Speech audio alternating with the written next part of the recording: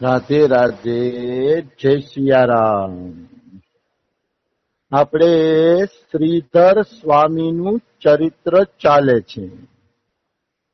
શ્રીધર સ્વામીના ચરિત્રમાં આગળ વધીએ તો એક રાજા અને એક મંત્રી વાતચીત કરતા કરતા હૈલા જતા હોય છે. મંત્રી એમ કહેતા હતા કે સિદ્ધિ મળવી, સફળતા મળવી કેવળ ભગવદ કૃપાથી જ સંભવ છે. જો ભગવાનની કૃપા જીવ ઉપર ન થાય તો એને કોઈ સિદ્ધિ મળતી નથી. મંત્રી કૃપાના પક્ષમાં હતા કે ભગવત કૃપા વગર કોઈ જીવને કોઈ પણ સિદ્ધિ મળતી નથી. પછી એનું પ્રમાણ આપ્યું એને, સાત બાત પૂરી રામ કૃપાહી, રામ વિમુખ સિદ્ધિ સપને હું નાહી. રામચરિતમાં એમ કહે છે કે રામની કૃપાથી જ મનમાં વાતોની સ્ફુરણા થાય છે. વાતની સ્ફુરણા થઈ હોય કે કોઈ વસ્તુ આપણે મળી હોય તો કેવળ અને કેવળ રામની કૃપાથી જ મળે છે. અને રામ વિમુખ સ્થિતિ સપને હું નાહી, જે ભગવાનથી વિમુખ છે એને સ્વપ્નમાં સિદ્ધિ મળતી નથી. એ તુલસીદાસજીની વાત બિલકુલ સત્ય છે, એમાં કોઈ એટલે કોઈ સંદેહ નથી. ભગવાનની શરણમાં હસી અને સાચી રીતે શરણમાં હસી તો જ બધા પ્રકારની સિદ્ધિ મળશે. નકર સિદ્ધિ મળવી મુશ્કેલ છે.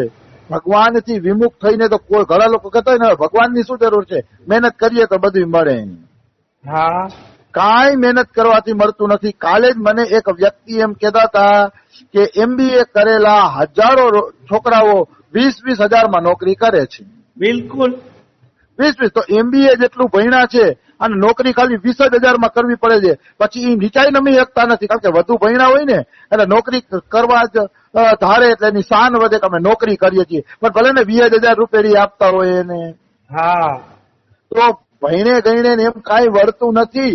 ભેગી ઈશ્વરની કૃપા અને તમારા પાછલા સારા કર્મો પણ હોવા જોઈએ. નહીતર ગમે એટલું ભણી લે, હું છાતી ઠોકીને કહું છું કાંઈ મળવાનું નથી. બિલકુલ સત્ય, કઈ નહીં મળે.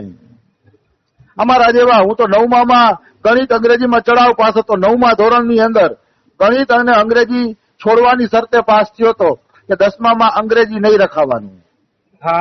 એમ પાસ થયો તોય હું શિક્ષક બની ગયો હતો ને મારા જ ભેગા ભણવા વાળા ઘણું ઊંચું નોકરીઓ ન મળી. આ તો બધે કિસ્મતના ખેલ છે.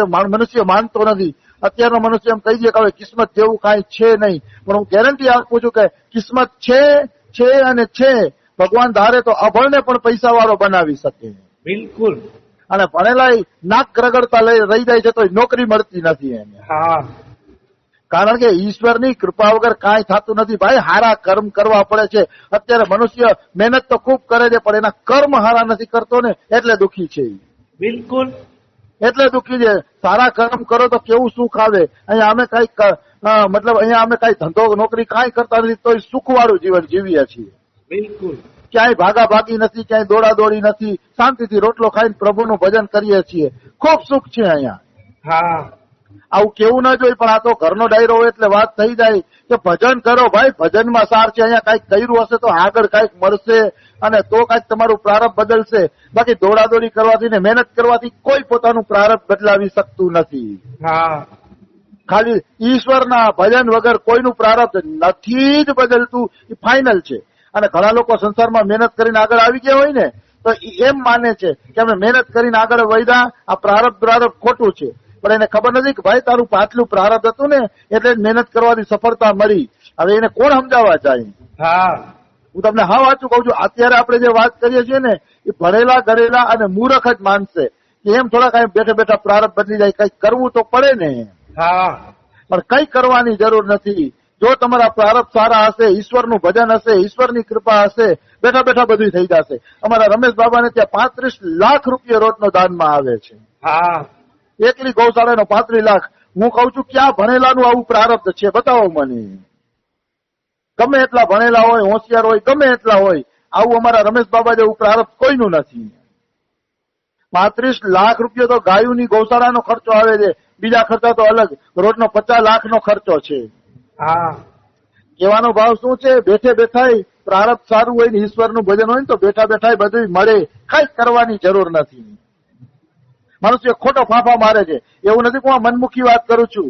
પ્રહલાદજીએ અસુર બાળકોને ઉપદેશ આપ્યો ને, એનો 3જો શ્લોક છે. પ્રહલાદ ઉપદેશનો 3જો શ્લોક ભાગવતની અંદર.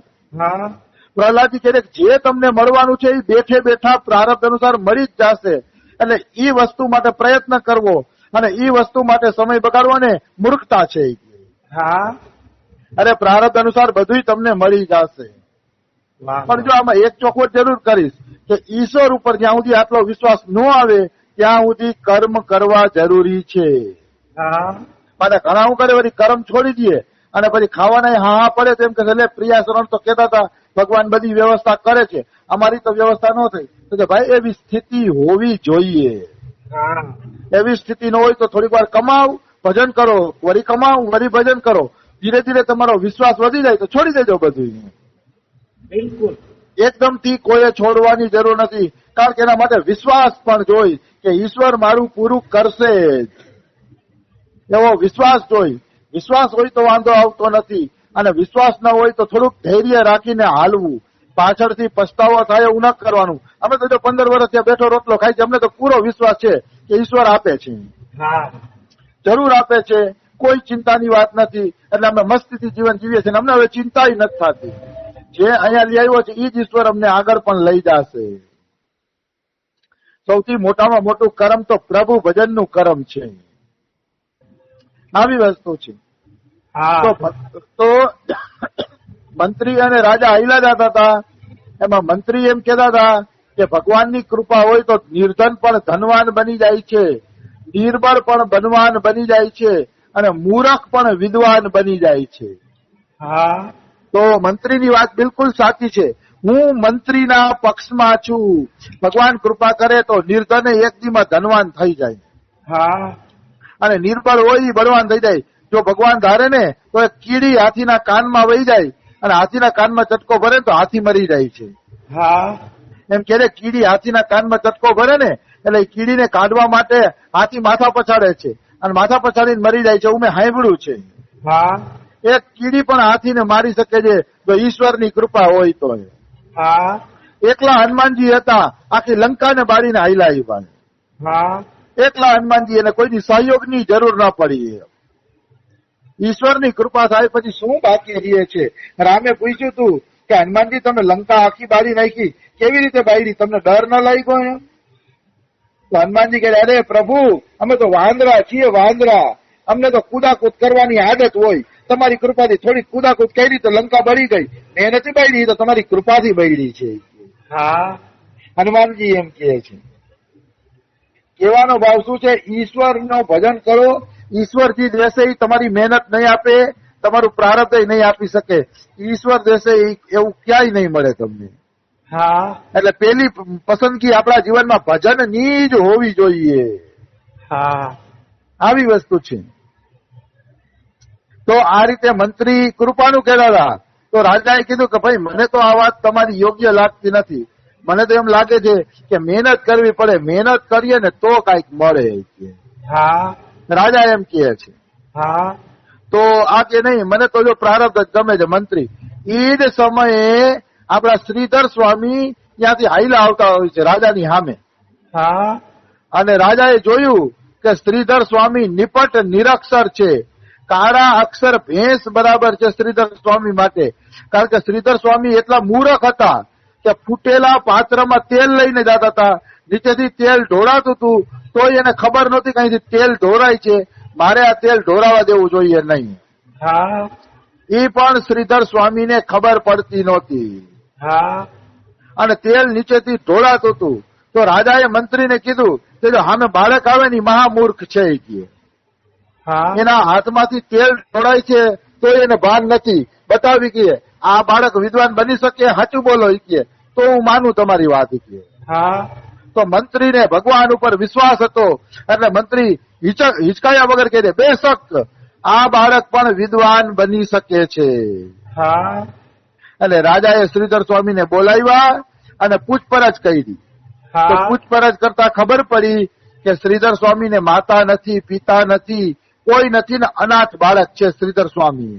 હા એટલે રાજાએ તરત શ્રીધર સ્વામીને પોતાના ભેગા લઈ લીધા અને મંત્રીને કીધું કે આને હું 18 વર્ષ સુધી પાલન પોષણ કરીશ, જોઉં છું આ વિદ્વાન બને છે કે નહીં. હા અને મંત્રી કે ભગવાનની કૃપા હશે તો એ વિદ્વાન બની જ જશે. હા પછી શ્રીધર સ્વામીને ઘરે લઈ આવ્યા ને એટલે મંત્રીએ એક બ્રાહ્મણને બોલાવીને શ્રીધર સ્વામીને ઋષિ મંત્ર શીખાડી દીધો. હા ઋષિ ભગવાનનો મંત્ર શીખવી દીધો અને એની દીક્ષા અપાવી દીધી. હા આ શ્રીધર સ્વામી સરળ હૃદયના હતા એટલે એને મંત્ર મળી ગયો ને તો આખો દી નરસિંહ ભગવાનનો મંત્ર જપે રાખે. વાહ રે વાહ. શ્રીધર સ્વામીના ઈષ્ટ જ હતા નરસિંહ ભગવાન. હા અને આખો દી નરસિંહ ભગવાનનો જપ કરી રાખે. તો એનો જપ જોઈને એક દિવસ નરસિંહ ભગવાન પ્રસન્ન થઈ ગયા. પ્રસન્ન થઈ અને એને કીધું કે બેટા માગ તારે શું જોઈએ છીએ? તો શ્રીધર સ્વામી કે પ્રભુ તમે મળી ગયા પછી મેળવવાનું શું બાકી રહ્યું? તમે મળી ગયા પછી હવે કાંઈ મેળવવાનું બાકી રહેતું નથી, મારે કઈ નથી જોતું. તો ભગવાન નરસિંહ કહેજે ચા હું તને સર્વ શાસ્ત્રોમાં પારંગત બનાવી દઉં છું, તારી જેવી ભાગવતની ટીકા કોઈ નહીં લોકે, એનો મારો આશીર્વાદ છે. એમ કહીને નરસિંહ ભગવાને શ્રીધર સ્વામીના માથા ઉપર હાથ મૂક્યો તો શ્રીધર સ્વામીને બધું આવડી ગયું. વાહ રે વાહ. દિવ્ય વાણી ખુલી ગઈ એની, હા શ્રીધર સ્વામીની, અને એને બધું આવડી ગયું.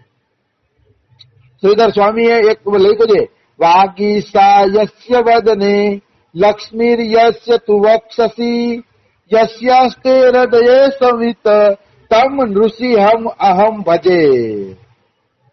વાગીસા યસ્ય વદને એટલે મારા નરસિંહ ભગવાનના મોઢામાં સરસ્વતી બિરાજે છે. હા વાણીની દેવી સરસ્વતી મારા નરસિંહ ભગવાનના મોઢા ઉપર બિરાજે છે. અને લક્ષ્મી યસ્ય તું વક્ષસી, વક્ષસ્થળ એટલે લક્ષ્મીની છાતીમાં હૃદયમાં મારા વિષ્ણુ ભગવાન વસે છે. હા લક્ષ્મી વિષ્ણુ ભગવાનના હૃદયમાં વસે છે. યસ્યાસ્તે હૃદયમ સવિત, હું ઈ નરસિંહ ભગવાનનું હૃદયમાં ધ્યાન કરું છું અને ભજન કરું છું. હા આમ નરસિંહ ભગવાનની સ્તુતિ કરે છે અને બાળક શ્રીધર વિદ્વાન પંડિત બની જાય છે એક જ રાતમાં, વગર મહેનતે. હા એક જ રાતમાં. હનુમાન પ્રસાદ પોદાર ખાલી 9 ધોરણ જ પાસ હતા, પણ એની કવિતાઓ જુઓ તમે, પદ રકમમાં એને 1500-1700 પદ લખ્યા. હા એટલા સુંદર પદ, એટલા દિવ્ય પદ લખ્યા ને કે વાત ના પૂછો. હા નકર 9 જ પાસ હતા. અરે ઈશ્વર કૃપા કરે ને કાંઈ બાકી નથી રહેતું. હા હું તો ઈશ્વર કૃપાને જ મોટી વસ્તુ માનું છું, કોઈ માને કાંઈ ન માને. શ્રીધર સ્વામી શિક્ષક વગર પંડિત બની ગયા, બોલો, ખાલી ભગવાને હાથ મૂક્યો ને ત્યાં જ. હા ના એને શિક્ષકની જરૂર પડી, ના ભણવાની જરૂર પડી, કઈ નહીં, અને પંડિત બની ગયા. અને એને એવી સરસ ભાગવતની ટીકા લખી કે એમાં બિંદુ માધવ પણ એમ લખી દે છે કે શ્રીધર સ્વામી ભાગવતને જાણે છે. હા આવી વાત છે. તો મારો કહેવાનો ભાવ શું છે? ઈશ્વરનું ભજન કરો, ઈશ્વર જે આપશે એ કોઈ આપી શકશે નહીં.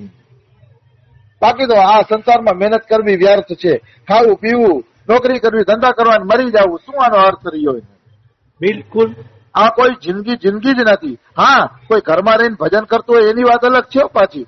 માનો કોઈ ગ્રહસ્થ હોય, નોકરી ધંધા કરતા હોય, પણ સાથે દાન પણ કરતા હોય, ભજન પણ કરતા હોય અને સંતોષ પણ હોય, બીજી મગજમારી, તો એવા ગ્રહસ્થ તો ધન્ય છે. પણ એ કેવળ કમાવું જ કરે છે.